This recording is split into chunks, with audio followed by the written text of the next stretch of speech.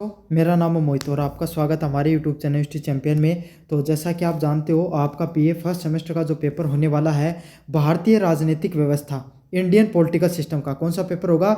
जो Indian political system का जो पेपर होगा, उससे संबंधित जितने महत्वपूर्ण प्रश्न होने वाले हैं, सारे के सारे मैं आपको करवाने वाला हूँ। कौन सी क्लास होगी भैया? इसमें अति लघुतरात्मक प्रश्नों को पढ़ेंगे, वेरी शॉर्ट टाइप क्वेश्चंस को अपन पढ़ने वाले हैं। काफ़ी ज़्यादा मोस्ट इंपॉर्टेंट ये क्लास आपके सामने होने वाली है। बस आपको तो वीडियो पूरा देखना है। साथ के साथ आपको पता है, अपने 25,000 सब्सक्राइबर पूरे करने का टारगेट ले रखा है, तो कर दो भाई सब्सक्राइबर पूरे। अगर आप जो वीडियो देख रहे हो, अगर आप पे एक एक विद्यार्थी भी चैनल को सब्सक्राइब कर दोगे, अपन 25,000 सब्सक्राइबर वो पूरे हो जाएंगे। साथ के साथ काफ़ी बच्चों का सवाल रहता है, सर ये जो आप क्लास पढ़ा रहे हो, इसकी नोट्स कहाँ पर मिलेंगे? तो नोट्स हमारे टेलीग्राम चैनल पे मिलते हैं। टेलीग्राम चैनल का लिंक डिस्क्रिप्शन में दे रखा है। वहाँ पर जैसे यूनिवर्सिटी चैंपियन लिखा हो, यहाँ पर क्लिक करोगे। यहाँ पर क्लिक करने के बाद में आपको फाइल वाले सेक्शन पे आना है। कौन से वाले सेक्शन पे? फाइल वाले सेक्शन पे आना है। जैसे फाइल वाले सेक्शन पे क्लिक करोगे, यहाँ पर सर्च वाले ऑप्शन पे आना है और आपको सर्च करना है पॉलिटिकल। जैसे पॉलिटिकल सर्च करोगे, यहाँ पर पीडीएफ देखने को मिलेगी, Indian political system BA first semester के नाम पर। इस पर क्लिक कर लेना और जाकर पढ़ लेना। समझ में आ गया? साथ साथ कोने में जो व्यू प्रोडक्ट वाला ऑप्शन दिखाई दे रहा है, इस पर क्लिक करके फ्लिपकार्ट पर मित्रा से कोई प्रोडक्ट खरीदना चाहो वो खरीद सकते हो। पहला सवाल है, पहला है आपके सामने, Indian national movement and constitution जो मेकिंग से संबंधित जो प्रश्न होते हैं, इसके बारे में बताना है। What is the Indian national movement? भारतीय राष्ट्रीय आंदोलन क्या था? क्या था भाई भारतीय राष्ट्रीय आंदोलन? Indian national movement was a mass struggle against the British rule aiming the independence. भारतीय राष्ट्रीय आंदोलन है वो किससे संबंधित था? जो ब्रिटिश राज है। कौन सा राज है भाई? जो ब्रिटिश सरकार है आपके सामने, ब्रिटिश सरकार के विरुद्ध आपके सामने एक स्वतंत्रता का जन आंदोलन था। क्या था? एक जन आंदोलन था ब्रिटिश सरकार के प्रति। समझ में आ गया? एक ब्रिटिश शासन के विरुद्ध एक स्वतंत्रता प्राप्ति का पूरा क्या था? जन आंदोलन था। क्या था? जन आंदोलन के रूप में उसको जाना जाता है। अगले वाले प्रश्न की तरफ अगर अपन आगे बढ़े, who founded the Indian National Congress? Congress की स्थापना किसके द्वारा की गई थी? Indian National Congress was founded by the A O Hume in 1885। किसके द्वारा की गई थी? ए ओ ह्यूमे के द्वारा आपके सामने 1885 में की गई थी। कब की थी? ए ओ ह्यूम ने की थी 1885 के अंदर। किसकी स्थापना? कांग्रेस की स्थापना। समझ में आ गया? कांग्रेस की स्थापना उनके द्वारा की गई थी। आप सबको पता है। और कहाँ पर की थी? मुंबई के अंदर इनके द्वारा की गई थी। और पहले इनके वो कौन थे आपके सामने, जो अध्यक्ष कौन थे, इसका आपको नाम बताना है। Role of INC in the Indian freedom struggle. भारतीय स्वतंत्रता संग्राम में कांग्रेस की क्या भूमिका रही? तो भारत का जो स्वतंत्रता संग्राम था, उसके अंदर कांग्रेस की क्या भूमिका थी? INS lead mass movements like non cooperation and quit India movement. भारतीय राष्ट्रीय कांग्रेस ने क्या किया था? नॉन कोऑपरेशन मूवमेंट, भारत जो असहयोग आंदोलन और भारत छोड़ो आंदोलन, दोनों के दोनों आंदोलनों की क्या की थी? नेतृत्व किया था। क्या किया था? नेतृत्व करने का काम किया था। भारत छोड़ो आंदोलन और आपके सामने असहयोग आंदोलन है, दोनों आंदोलनों के आपके सामने नेतृत्व किया था। किसने? किसके द्वारा? कांग्रेस के द्वारा। और आपके सामने गांधी जी का भी उनमें बहुत बड़ा योगदान था, उन्हीं के द्वारा शुरुआत की गई थी। अब ये बताओ कमेंट में आपको बताना कि असहयोग आंदोलन कब शुरू हुआ था और भारत छोड़ो आंदोलन कब शुरू हुआ था। और गांधी जी ने भारत छोड़ो आंदोलन में ही करो या मरो का नारा भी दिया था। अब इस प्रकार के प्रश्न पूछे जाते हैं, भाई करो या मरो का नारा महात्मा गांधी ने कब दिया था? वाला प्रश्न है, what were the political strand in the national movement?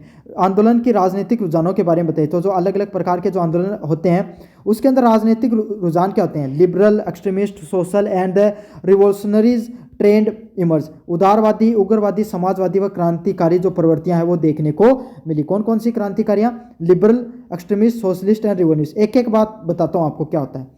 उदारवादी वो होते हैं जिन्होंने क्या किया भाई? उदारवादी भारतीय राष्ट्रीय आंदोलनकारी में वो थे जिसमें गोपाल कृष्ण गोखले जो प्रमुख नाम थे। ये क्या करते थे? अंग्रेजों के साथ बातचीत के माध्यम से।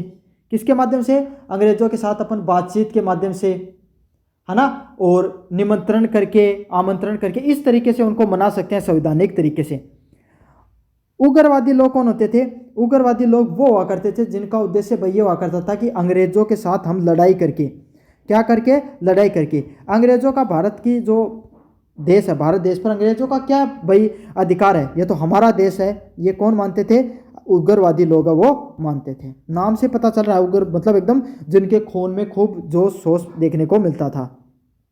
सोशलिस्ट समाजवादी, समाजवादी वो लोग होते हैं जो आपके सामने समाज के हर हिस्से को बराबर लेकर चलने का काम करते हैं, समाज के हर हिस्से की प्रगति की बात करते हैं, उनको समाजवादी लोगों के नाम से जाना जाता है। अगले वाले प्रश्न की तरफ बढ़े। हु वर सोशलिस्ट, समाजवादी कौन थे? Socialist emphasize the equality and the worker right, समाजवादी लोग किस चीज़ पर जोर देते हैं? समानता और श्रमिक अधिकारों पर जोर देते हैं। किस पर? समाजवादी लोग किस चीज़ पर जोर देते हैं? समानता पर, और जो श्रमिक लोग हैं उनकी जो अधिकार है, मतलब समाज का जो सबसे दबा कुचला, सबसे जो निचले वर्ग की आपके सामने अधिकारों की बात कौन करते हैं भाई? समाजवादी। नाम से पता चल रहा होगा, समाज के हर वर्ग को बराबरी का हिस्सा दिलाने का काम होता है सोशलिस्ट लोगों का। अगले वाला प्रश्न है, व्हाट इज हिंदू महासभा, हिंदू महासभा क्या थी? A political organisation representation the Hindu interest, Hindu जो आपके सामने हिंदू जो जनसंख्या है उसके हितों की, या हिंदू आपके सामने जो हमारा धर्म है उन सभी को मानने वाले लोगों की जो हितों की, भाई वो उनकी क्या चाहत है, उनकी बातों को मानने के लिए आपके सामने क्या किया गया था? उनको प्रतिनिधित्व करने वाला एक प्रकार का संगठन था। अगले वाला प्रश्न है, व्हाट इज आरएसएस, आरएसएस क्या है? RSS is a cultural nationalist organisation founded in 1925, मतलब आरएसएस 1925 में स्थापित होने वाला एक प्रकार का सांस्कृतिक राष्ट्रवादी संगठन। कैसा संगठन है? आरएसएस की स्थापना 1925 के अंदर हुई थी। किस रूप में? एक सांस्कृतिक राष्ट्रवादी संगठन के रूप में। किस रूप में? एक सांस्कृतिक संगठन राष्ट्रवादी, पूरे देश की जो आपके सामने बात करें उस प्रकार के संगठन के रूप में उसकी शुरुआत हुई थी। अगले वाला प्रश्न है, role of RSS in the freedom movement, Bharat के स्वतंत्रता आंदोलन में आरएसएस की क्या भूमिका रही? मतलब भारत का जो स्वतंत्रता आंदोलन है उसमें आरएसएस ने क्या भूमिका निभाई, उसके बारे में अपन पढ़ेंगे। RSS promoted the social unity and nationalism, किसको बढ़ावा देता है? आरएसएस ने क्या किया? सामाजिक एकता को, समाज में हर वर्ग को बराबरी का हिस्सा दिलाने का, सामाजिक एकता को बढ़ाने का, और राष्ट्रवाद को बढ़ाने का। कौन से को? जो राष्ट्रवाद होती है उसको बढ़ाने का आपके सामने किसके द्वारा दिया गया था भाई? आपके सामने जो आरएसएस है उसका योगदान रहा था सामाजिक एकता और राष्ट्रवाद को बढ़ाने का। अगले वाला प्रश्न है, what is the constituent assembly, संविधान सभा क्या है? Body format to the draft the Indian constitution, constitutional assembly संविधान सभा वो है जिसने क्या किया था? संविधान निर्माण किया था। समझ में आ गया? जिस सभा के द्वारा संविधान का निर्माण किया गया उसी को क्या कहा जाता है? संविधान सभा के नाम से जाना जाता है। अगले वाले प्रश्न की बात करें, chairman of the constitutional assembly, जो संविधान सभा के आपके सामने परमानेंट अध्यक्ष कौन थे? डॉक्टर राजेंद्र प्रसाद। और पहले अध्यक्ष कौन थे? डॉक्टर सच्चिदानंद सिन्हा। तो डॉक्टर सच्चिदानंद सिन्हा भाई सबसे उम्र में सबसे बड़े थे, तो पहली बैठक की गई उसमें किसी एक को तो घोषित क्या नहीं किया गया था, लेकिन जो सबसे बड़े बुजुर्ग आदमी थे डॉक्टर सच्चिदानंद सिन्हा, उनको क्या बना दिया गया था? पहला अध्यक्ष के रूप में बना दिया गया था। अगले वाला प्रश्न, व्हाट इज प्रियम्बल, प्रस्तावना क्या होती है? Introductory part of constitutional stating idea, मतलब संविधान के आदर्श को दिखाने वाली जो आपके सामने जो संविधान है। एक प्रियम्बल एक जैसे आपकी जो पूरा का पूरी जो आपके सामने जो नोटबुक होती है उसका जो प्रथम पेज होता है उसमें आपके सामने उस पूरी किताब में क्या है उसके बारे में बताया जाता है। तो प्रियम्बल भी वही आपके सामने वही बैकबोन ऑफ द कॉन्स्टिट्यूशन के नाम से जाना जाता है, संविधान की रीढ़ की हड्डी के नाम से जाना जाता है। क्यों? क्योंकि इसके अंदर जो चीज़ दी गई है वो सारे का सारा संविधान को आपके सामने क्या करती है? समाहित करने का काम करती है। काफ़ी बार क्या होता है भाई, जो आपके सामने जज होते हैं जिनको समझ में नहीं आता क्या फैसला देना है संविधान संशोधन से संबंधित, तो वो अक्सर प्रस्तावना को पढ़ते हैं और प्रस्तावना के आधार पर अपने फैसलों को देते हैं। तो बहुत ज़रूरी है भाई प्रस्तावना। की वैल्यू प्रियम्बल, प्रस्तावना के क्या क्या मूल्य हैं? प्रस्तावना के अंदर किन किन शब्दों को मुख्य रूप से दिया गया है? प्रस्तावना में न्याय शब्द को दिया गया है, स्वतंत्रता, समानता और बंधुता शब्द को दिया गया है। कौन कौन से शब्दों को? न्याय, कि हर वर्ग को बराबरी का हक मिले, न्याय मिले, सभी लोगों को स्वतंत्रता मिले, चाहे समाज का अमीर वर्ग हो, गरीब वर्ग हो, है ना भाई। जो स्वतंत्रता किस तरीके से, चाहे जातिगत स्वतंत्रता हो, जातियों के आधार पे लोगों को प्रॉब्लम होती है, या फिर आपके सामने इकोनॉमिकली भाई आप अगर कोई एक पैसे के स्तर से अगर कभी कोई स्वतंत्रता नहीं मिले वो मिलो, आपको न्याय मिले, हर लोग समान हो, जाति, लिंग, है ना, धर्म और कोई आधार पे कोई भी व्यक्ति के साथ भेदभाव नहीं हो, हर जगह उनको क्या हो? समानता मिले। और सभी लोग क्या है, भाईचारे के साथ रहे, बंधुता के साथ रहे। इसी को प्रस्तावना के मूल्यों के नाम से जाना जाता है। अगले वाला प्रश्न, वाई प्रेम्बल इज इंपॉर्टेंट। प्रस्तावना का क्या महत्व है? It reflect the constitutional philosophy. किसकी बात करता है ये? संविधान के विचारधारा को दर्शाने का काम करता है। किस चीज़ को दिखाता है? जो संविधान है उसकी विचारधारा को, कि लोगों की प्रस्तावना के अंदर यही चीज़ बताई गई कि संविधान है उसमें लोग किस तरीके की अपनी सोच रखते थे, उस संवैधानिक विचारधारा को कौन बताता है? प्रेम्बल या प्रस्तावना बताता है। अगले वाला प्रश्न है, डेट ऑफ कॉन्स्टिट्यूशनल अडेप्टेशन। भारतीय संविधान को कब अंगीकृत किया गया था? 26 नवंबर 1946 को भारत का संविधान अंगीकरण किया गया था। कब किया गया था? 26 नवंबर 1949 को। सॉरी मैंने गलत बता दिया भाई, 1946 बता दिया, 1949 में किया गया था। और लागू कब किया गया था? 26 जनवरी 1950 को लागू किया गया था। दो शब्द आपको याद रखने हैं, 26 नवंबर 1949 को कोई चीज़ ये लागू किया गया था, जो संविधान है उसको स्वीकार किया गया था। अंगीकरण आएगा, स्वीकार शब्द आएगा, या फिर आपके सामने जहाँ पर लागू करने की बात आए वो 26 जनवरी 1950 आपको करके आना है। अगले वाला प्रश्न ये है कि संविधान कब लागू किया गया था? 26 जनवरी 1950। दोनों में अंतर है भाई।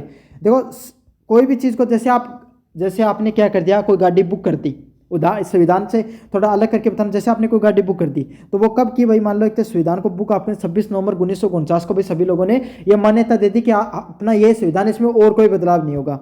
और वो गाड़ी आप घर पर लेकर आ गए तो कब लेकर आए भाई? 26 नवंबर 1950 को भारतीय संविधान को वो एक लागू कर दिया गया था। चलिए अगले वाले प्रश्नों की तरफ बढ़ते हैं। फंडामेंटल राइट कॉन्स्टिट्यूशनल अमेंडमेंट से संबंधित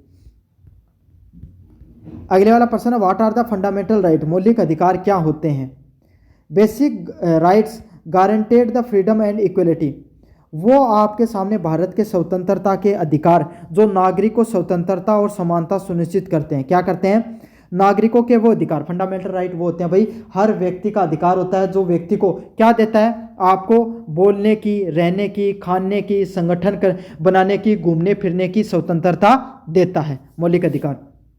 आर्टिकल नंबर 19 में समानता का वो अधिकार होता है आपके सामने जिसके अंदर कोई भी व्यक्ति को जाति धर्म लिंग है ना, और इन सब चीज़ों के आधार पे क्या नहीं किया जा सकता? भेदभाव नहीं किया जा सकता है। अगले वाले प्रश्न की बात करें, number of fundamental right. Bharat में मौलिक अधिकारों की संख्या कितनी है? तो भारत में कुल 6 मौलिक अधिकार दिखाई पड़ते हैं। कितने अधिकार है? मौलिक अधिकार भारत में कुल 6 मौलिक अधिकार हैं। राइट टू इक्विटी मीन समानता का अधिकार क्या होता है? राइट इक्वलिटी बिफोर लॉ, मतलब आपके सामने जो कानून के समक्ष सभी लोगों को जो समानता होती है उसी को क्या कहा जाता है? समानता के अधिकार के नाम से जाना जाता है, कि कानून के समक्ष हर व्यक्ति बराबर है, उसी को राइट टू इक्वलिटी के नाम से जाना जाता है।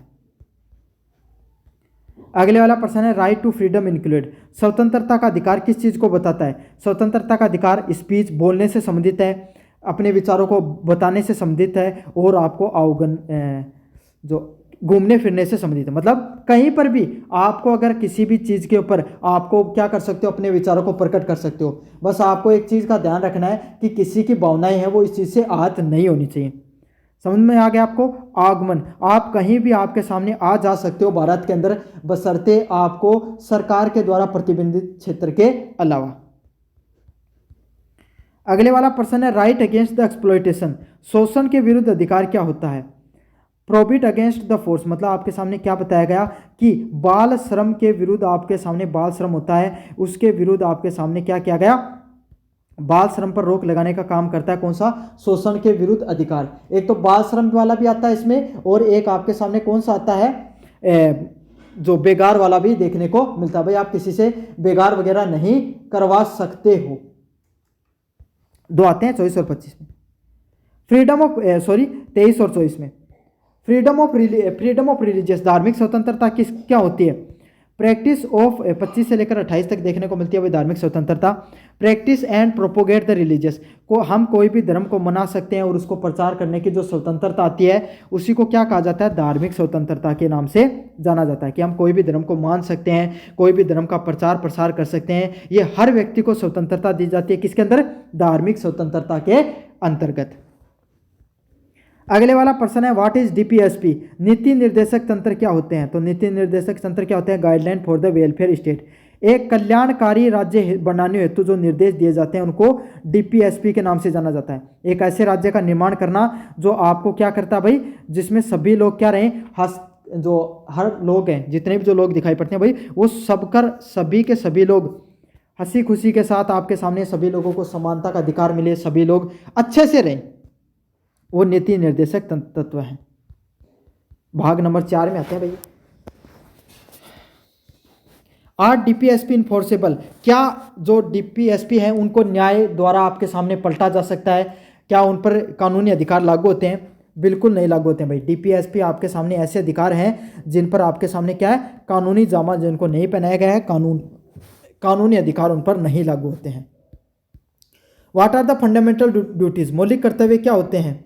मोरल ड्यूटीज ऑफ सिटीजन, जो आपके सामने जितने भी जो नागरिक होते हैं उनके जो नैतिक कर्तव्य होते हैं, मतलब जितने भी जो नागरिक होते हैं उनके जो नैतिक कर्तव्य होते हैं उसको किसके नाम से जाना जाता है भाई? मोरल ड्यूटीज ऑफ सिटीजन के नाम से। किसके नाम से? मोरल ड्यूटीज ऑफ सिटीजन के नाम से उनको जाना जाता है।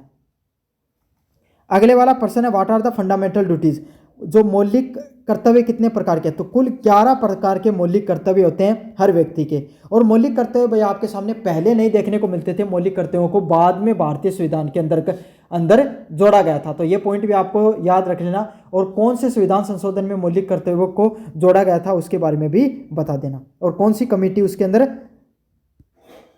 का योगदान रहा था। व्हाट आर द आर्टिकल 370, जो आर्टिकल 317 वो किस चीज़ से संबंधित है? तो आर्टिकल 370 भाई आपके सामने जो जम्मू कश्मीर है उसको विशेष राज्य का दर्जा देने का काम करता था। क्या करता था भाई? एक अलग से उसका संविधान होता था, उसको एक अलग से झंडा, सब कुछ एक अलग से, जैसे एक अलग देश की तरह काम करता था भाई आर्टिकल 370। और उसको हटा दिया गया भाई अपनी जो वर्तमान की जो गवर्नमेंट है उसके द्वारा। Article 35A related to permanent resident rights, मतलब स्थानीय निवासियों के जो अधिकार होते हैं उससे संबंधित है भाई आपके सामने आर्टिकल नंबर 35 है। अनुच्छेद 35 है जो वर्तमान में जो आपके सामने कोई भी नागरिक होता है उसके जो अधिकार होते हैं उससे संबंधित है भैया। अगले वाले प्रश्न की बात करते हैं, व्हाट इज अमेंडमेंट, संशोधन क्या होता है? चेंज इन कॉन्स्टिट्यूशन, जो संविधान में जो परिवर्तन देखने को मिलते हैं उसको अमेंडमेंट के नाम से जाना जाता है। किस नाम से जाना जाता है? अमेंडमेंट के नाम से जाना जाता है। जो संविधान है उसके अंदर बदलाव देखने को मिलते हैं, जैसे भाई अभी जो संविधान में संशोधन देखने को मिल रहा था नरेगा वाला, है ना, उसमें जो भाई वो एक संवैधानिक कानून था, अब उसमें बदलाव देखने को मिला। तो जो संविधान में कोई अनुच्छेद में बदलाव कर दिया, जैसे आर्टिकल 370 को हटा दिया गया था, है ना, इसी को क्या कहा जाता है? संविधान संशोधन के नाम से जाना जाता है। What are the basic structure, मूल ढांचा क्या है?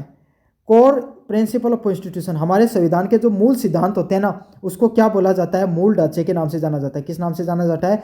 मूल ढांचे के नाम से जाना जाता है। जो हमारा संविधान है उसके कौन कौन से जो मूल सिद्धांत हैं उसी को हम संविधान के मूल ढांचे के रूप में जानते हैं। समझ में आ गया? संविधान के जितने भी जो मूल सिद्धांत है होते हैं उसको संवैधानिक मुख्य ढांचे के नाम से जाना जाता है, मूल ढांचे के रूप में। और इसके अंदर प्रीएम्बल है ना, उसका बहुत बड़ा योगदान है भाई। संविधान का मूल ढांचे को ये समझ लो आप प्रीएम्बल के नाम से अपन जानते हैं डायरेक्टली।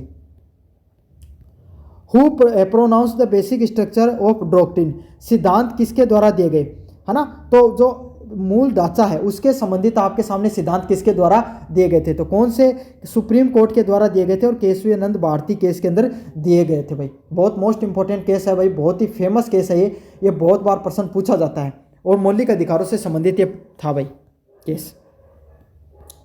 यूनिट नंबर 3 है यूनियन एग्जीक्यूटिव एंड लेजिस्लेचर से संबंधित प्रश्न देखने को मिलते हैं। पहला प्रश्न है, हु इज प्रेसिडेंट, राष्ट्रपति कौन होता है? कॉन्स्टिट्यूशनल हेड ऑफ स्टेट, मतलब भारत का, जैसे भाई आपके सामने भारत का जो अध्यक्ष है, भारत का राष्ट्र अध्यक्ष या भारत का प्रथम जो व्यक्ति भी कौन होता है आपके सामने, किसको जाना जाता है? राष्ट्रपति को जाना जाता है। किसको जाना जाता है? राष्ट्रपति को जाना जाता है। समझ में आ गया? अच्छा प्रश्न है भाई। अगले वाला प्रश्न है, हाउ प्रेसिडेंट इज इलेक्टेड, राष्ट्रपति का निर्वाचन कैसे होता है? इनडायरेक्ट इलेक्शन के द्वारा। किसके द्वारा? इनडायरेक्ट इलेक्शन के द्वारा होता है। अप्रत्यक्ष चुनाव होते हैं जिसमें आपके सामने भाई राज्यसभा, लोकसभा, जितनी भी आपके सामने विधानसभा है, सबके आपके सामने जो मेंबर हैं वो इसके भाग में लेते हैं और इनडायरेक्ट इलेक्शन होता है बुलेट पेपर के द्वारा। ट्रेजर ऑफ प्रेसिडेंट, प्रेसिडेंट का कार्यकाल कितना होता है भाई? 5 साल से होता है और प्रेसिडेंट का कार्यकाल 5 साल का तब से गिना जाता है जिस दिन से उन्होंने ज्वाइन किया है, उस दिन से लेकर आपके सामने अगले वाले का जब तक कार्यकाल नहीं आ जाता तब तक। हु इज प्राइम मिनिस्टर, प्रधानमंत्री कौन है, प्रधानमंत्री कौन होता है भाई, वास्तविक कार्यकारी प्रमुख। भाई आपको पता है वैसे तो संविधान के अनुसार सबसे बड़ा पद किसका माना जाता है, राष्ट्रपति का, लेकिन राष्ट्रपति के पास उतनी ज़्यादा शक्तियां नहीं होती हैं जितनी प्रधानमंत्री के पास होती हैं। क्यों होती हैं, क्योंकि जो प्रधानमंत्री होता है ना, प्रधानमंत्री आपको पता है भाई, उनके जितने भी मंत्री या जितने भी जो मेंबर ऑफ लेजिस्लेटिव असेंबली के एमएलए जितने भी चुनकर आते हैं लोकसभा में जो बैठते हैं, वो सीधा का सीधा आपके सामने जनता का प्रतिनिधित्व करते हैं। क्या करते हैं, जनता का प्रतिनिधित्व करते हैं। जनता का प्रतिनिधित्व करने का अर्थ होता है कि भाई जनता की बात रखने का काम करते हैं। और उन सब का मुखिया कौन होता है, प्रधानमंत्री। तो इनडायरेक्टली ये है कि सारी जितने भी जो भाई उसकी पार्टी ने जिसको उसको प्रधानमंत्री चुना है, उसका, जैसे आपके घर में आपका जो घर के सारे मेंबर हैं और आप अगर कोई फैसला लेना है तो आप बाहर जाकर आपके दादाजी कुछ कह दें, तो इसका अर्थ क्या होता है कि भाई दादाजी ने कह दिया तो सारे घर वालों ने वो बात मान ली। तो इसी तरीके से जितने भी जो लोग हैं उनका प्रतिनिधित्व किसके द्वारा किया जाता है भाई, अपना जो प्रधानमंत्री होता है वो इनडायरेक्टली उसका प्रतिनिधित्व करता है सारी की सारी जनता का। रोल ऑफ प्राइम मिनिस्टर, प्रधानमंत्री का भूमिका क्या होती है, लीड गवर्नमेंट पॉलिसी, जो सरकार से संबंधित जितने भी पॉलिसीज होती है ना उनको मानने का काम होता है किसका, प्रधानमंत्री का। समझ में आ गया, जितनी नीतियों का निर्माण करना, संविधान में बदलाव करना, सब का सब कौन करता है, आपके सामने प्राइम मिनिस्टर प्रधानमंत्री करता है। कौन करता है, प्राइम मिनिस्टर या प्रधानमंत्री करता है।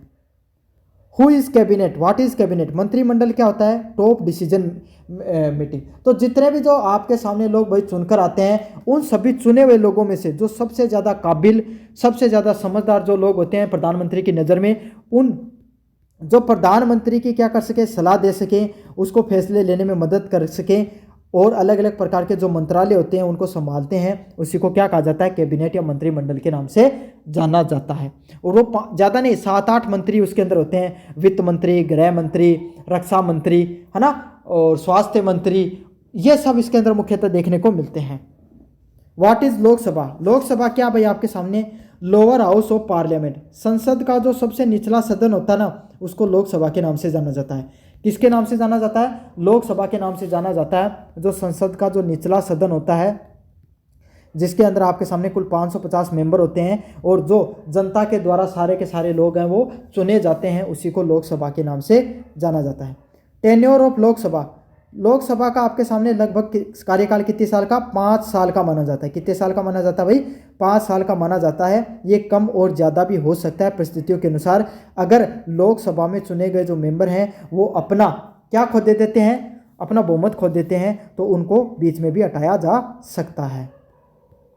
अगले वाला प्रश्न, व्हाट इज राज्यसभा, राज्यसभा क्या होती है भाई आपके सामने, upper house of parliament, parliament का उच्चला सदन होता है जहां पर अप्रत्यक्ष रूप से हर राज्य से जो प्रतिनिधित्व लोगों का किया जाता है वो कहाँ बैठते हैं, राज्यसभा के अंदर बैठते हैं। यहाँ समझ लो जो अनड़ा आदमी इकट्ठे बैठे हैं लोकसभा के अंदर और जो थोड़ा बुढ़ा ठेरा आदमी होगा इकट्ठे बैठ जाए राज्यसभा के अंदर, इनडायरेक्टली चुन के आना है। चलिए भाई अगले वाले प्रश्नों की तरफ बढ़ते हैं। टेन्योर ऑफ राज्यसभा, राज्यसभा का टेन्योर कितनी साल का होता है, लगभग 6 साल का देखने को मिलता है। कितने साल का, 6 साल का देखने को मिलता है राज्यसभा का टेन्योर। 2 साल में 1/3 मेंबर रिटायरमेंट होते रहते हैं इसके अंदर। समझ में आ गया। और ये एक मेंबर का होता है कार्यकाल, राज्यसभा का कोई कार्यकाल हमेशा अनंतकालीन होता है, लेकिन राज्यसभा के जो मेंबर होते हैं उसका कार्यकाल 6 साल का होता है। समझ में आ गया। अगले वाला प्रश्न, हु इज स्पीकर, स्पीकर अध्यक्ष कौन होता है, presenting officer of Lok Sabha, Lok Sabha का जो पीठासीन अधिकारी होता है वो आपके सामने उसको किस नाम से जाना जाता है, स्पीकर के नाम से जाना जाता है। जैसे आपके क्लास है, क्लास के अंदर मॉनिटर होता है ना, वो क्लास को संभालने का काम करता है ना, उसी तरीके से आपके सामने जो कौन होता है, स्पीकर होता है, उसका काम भी यही होता है कि सारी की सारी लोकसभा उसको चलाकर रखे। समझ में आ गया आपको अच्छे से। अगले वाला है फंक्शन ऑफ स्पीकर, स्पीकर का क्या काम होता है भाई आपके सामने, मैंने बताया ना जिस तरीके से मॉनिटर की तरह काम होता है, जैसे मॉनिटर पूरी कक्षा को चलाता है उसी तरीके से आपके सामने लोकसभा को चलाने का काम उसके स्पीकर का होता है। पार्लियामेंट कंसिस्ट ऑफ, संसद में कौन कौन बैठते हैं, राष्ट्रपति, लोकसभा और राज्यसभा, है ना। तो 3 भाग होते हैं भाई इसके, कितने भाग होते हैं आपके सामने, संसद के लगभग 3 भाग देखने को मिलते हैं, जिसका राष्ट्रपति भी हिस्सा होता है। काफ़ी बच्चे लोकसभा राज्यसभा तो कराते हैं लेकिन राष्ट्रपति नहीं करके आते हैं, राष्ट्रपति भी बहुत अभिन्न हिस्सा होता है भाई संसद का। अगले वाला लॉ मेकिंग बॉडी, जो आपके सामने भारत में कानून बनाने का अधिकार किसके होता है? संसद का। किसके पास अधिकार होता है कानून बनाने का? संसद के पास कानून बनाने का अधिकार होता है भाई। अगले वाला है एग्जीक्यूटिव रिस्पॉन्सिबल टू, कार्यपालिका किस चीज़ के प्रति जवाबदेही होती है? जो कार्यपालिका होती है वो लोकसभा के प्रति, किसके प्रति? लोकसभा के प्रति आपके सामने जवाबदेही होती है। किसके जवाबदेही होती है भाई? लोकसभा के प्रति जवाबदेही होती है उसकी। चलिए unit number first second third पढ़ लिया है, लास्ट नंबर यूनिट की तरफ अपन बढ़ लेते हैं भाई। Judiciary, central state relation and the election commission. पहला प्रश्न है इसमें, व्हाट इज सुप्रीम कोर्ट? सर्वोच्च न्यायालय क्या है? हाईएस्ट जुडिशरी अथॉरिटी, मतलब भारत का जो सर्वोच्च न्यायिक संस्था है। कौन सी संस्था है? भारत की सबसे आपके सामने जो न्यायिक सबसे बड़ी न्यायिक संस्था होती है उसको किसके नाम से जाना जाता है? सुप्रीम कोर्ट के नाम से। किस नाम से जाना जाता है भाई? सुप्रीम कोर्ट के नाम से जाना जाता है। भारत की सबसे बड़ी संस्था है न्याय को प्रदान करने वाली। फिर उसके नीचे हाई कोर्ट और उसके नीचे सेशनल कोर्ट होते हैं, जिला स्तरीय कोर्ट, जिनको सेशन कोर्ट के नाम से जाना जाता है। Chief justice of India appointed by, chief justice of India किसके द्वारा अपॉइंटेड किया जाता है? राष्ट्रपति के द्वारा नामांकित किया जाता है। लेकिन उसका जो कोलिजियम पद्धति के द्वारा उसको नियुक्त आपके सामने नाम कौन देता है? भारत सरकार का जो चीफ जस्टिस होता है वही उसका नाम देता है। इंपॉर्टेंट पॉइंट है भाई। Judicial review means review of law making by the court. अगर आपके सामने कोर्ट ने क्या कर दिया, कोई फैसला दे दिया, उस फैसले को, अपने दिए गए फैसले को आपके सामने क्या कर सकता है? फिर से जांच कर सकता है, उसमें बदलाव कर सकता है, उसमें कुछ ऐड कर सकता है। उसको न्यायिक समीक्षा के नाम से जाना जाता है। या फिर संसद के द्वारा अगर कोई कानून बनाया गया, जैसे अभी यूजीसी वाला कानून आया था, अब उस कानून पे क्या है, जनता असहमत हो गई भाई, इस समय जनता असहमत है, तो उसको क्या कर सकता है? जो सुप्रीम कोर्ट है उसने इंटरवेंशन करके क्या कर दिया? रोक लगा दिया। उसी तरीके से जो संसद के बनाए गए कानूनों को असंवैधानिक करार कर सकता है, रद्द कर सकता है। ये किसका काम होता है? सुप्रीम कोर्ट का। किस नियम के तहत? न्यायिक समीक्षा के तहत। गार्डियन ऑफ कॉन्स्टिट्यूशन, संविधान का रक्षक के रूप में किसको जाना जाता है? सुप्रीम कोर्ट को। समझ में आ गया? जो सुप्रीम कोर्ट होता है भाई अपना, उसको किसके रूप में जाना जाता है? जो आपके सामने संविधान के रक्षक के रूप में जाना जाता है। अगले वाला प्रश्न है, what are the central state issues? केंद्र राज्य के जो संबंध होते हैं उसके बारे में बताइए। Power distributed between the centre and state, जो सेंटर होता है, केंद्र सरकार होती है, और राज्य के बीच में जो शक्तियों का विभाजन होता है उसी को क्या कहा जाता है? केंद्र राज्य के संबंधों के नाम से जाना जाता है। अगले वाला प्रश्न है, एडमिनिस्ट्रेशन रिलेशनशिप, प्रशासनिक संबंध क्या होते हैं?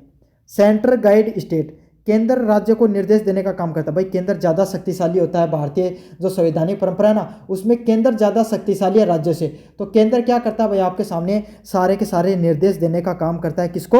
राज्य को। मोस्ट इंपॉर्टेंट है, अच्छे से इस प्रश्न को करके जाना है। अगले वाला प्रश्न है, लेजिस्लेटिव रिलेशनशिप, विधायिका संबंध क्या होते हैं? लॉ मेकिंग पावर डिवाइडेड, विधायिका संबंध का अर्थ होता है कि जितने भी जो नियम कायदे बनाने की जो शक्तियाँ होती हैं वो किसके होती हैं भाई? किसके पास होती हैं? जो सरकार होती है उसके पास होती हैं। फाइनेंशियल रिलेशनशिप, वित्तीय संबंध क्या होते हैं? रेवेन्यू डिस्ट्रीब्यूशन, फाइनेंशियल रिलेशन का अर्थ ये होता है जो रेवेन्यू डिस्ट्रीब्यूट किया जाता है, जो आपके सामने वित्तीय संबंध, जो वित्तीय वितरण किया जाता है उसको फाइनेंशियल रिलेशनशिप के नाम से जाना जाता है। अगले वाला प्रश्न, व्हाट इज इलेक्शन कमीशन, निर्वाचन आयोग क्या होता है? तो बताओ भाई निर्वाचन आयोग क्या होता है? संवैधानिक चुनाव, जितने भी जो संविधान में आपके सामने जो लोकसभा का, राज्यसभा का जो चुनाव करवाने का, या फिर आपके सामने जो राज्य की विधानसभा का चुनाव, वो कौन करवाता है? निर्वाचन आयोग के द्वारा कराया जाता है, राष्ट्रीय निर्वाचन आयोग के द्वारा। बाकी तो करवाते तो सारे निर्वाचन आयोग ही है, लेकिन बाकी के जो चुनाव होते हैं जैसे पंचायती राज के चुनाव हो गए, जो नगर पालिका के चुनाव, ये कौन कराता है? राज्य निर्वाचन आयोग करवाता है। फंक्शन ऑफ इलेक्शन कमीशन, भारतीय जो चुनाव आयोग उसका क्या क्या काम है? निष्पक्ष रूप से चुनाव करवाना। क्या करवाना? निष्पक्ष रूप से चुनाव करवाने का काम किसका है? इलेक्शन कमीशन का है। कंपोजिशन ऑफ इलेक्शन कमीशन, जो भारतीय निर्वाचन आयोग की क्या संरचना होती है? उसमें एक मुख्य निर्वाचन आयुक्त होता है और 2 लोग उसकी मदद करने के लिए, 3 लोग होते हैं मुख्य चुनाव आयुक्त, 2 लोग उसकी मदद करने के लिए होते हैं। पावर ऑफ इलेक्शन कमीशन, क्या काम होता है? चुनाव की निगरानी करना, आचार संहिता लागू करना, अधिकारियों को ट्रांसफर करना, है ना, और आपके सामने जितनी भी जो पार्टियां होती हैं उनको नियंत्रण करना, चुनाव को सुपरविजन करना, किसका काम है? इलेक्शन कमीशन का काम है। इंडिपेंडेंस ऑफ जुडिशरी मीन्स, नगर पालिका, न्यायपालिका की स्वतंत्रता क्या होती है? तो कार्यपालिका होती है, उसको स्वतंत्रता का काम करना किसका काम होता है? Judiciary of, independence of judiciary का काम होता है। फेडरल सिस्टम क्या होता है? संघीय व्यवस्था क्या होती है? Power shared shared between the level, जो केंद्र और राज्य के बीच में जो शक्तियों का जो विभाजन होता है ना, जैसे केंद्र के पास भी अपनी शक्तियां हैं और राज्य के पास भी अपनी शक्तियां हैं। केंद्र अपनी शक्तियों का उपयोग करता है, राज्य अपनी शक्तियों का प्रयोग करता है। जैसे भाई जब पहले केंद्र की सरकार हुआ करती थी तब यहाँ पर चिरंजीवी योजना चलती थी और सेंटर में आपके सामने आयुष्मान भारत योजना चलती थी। तो दोनों के बीच में जो शक्तियों विभाजन देखने को मिलता था। भाई मोदी जी अपराध कहते थे कि आयुष्मान भारत योजना को लागू नहीं किया जा रहा है, ऐसे और वैसे ये चलता था ना। तो यही है, दोनों के शक्तियों के बीच में जो विभाजन देखने को मिलता है उसी को क्या कहा जाता है, केंद्र राज्य संघ के शक्तियों के विभाजन के नाम से जाना जाता है। इंडियन पॉलिटी बेस्ड, भारतीय व्यवस्था किस चीज़ पर आधारित होती है, संसदीय लोकतंत्र पे आधारित होती है। तो बच्चों ये था आपका इंडियन पॉलिटिकल सिस्टम, भारतीय राजनीतिक व्यवस्था का इंपॉर्टेंट जितने भी जो प्रश्न मैंने आपको बता दिए हैं। कैसा लगा वीडियो ज़रूर से बताना, चैनल को ज़रूर से सब्सक्राइब कर देना, अपने दोस्तों को ज़रूर से शेयर करना। धन्यवाद।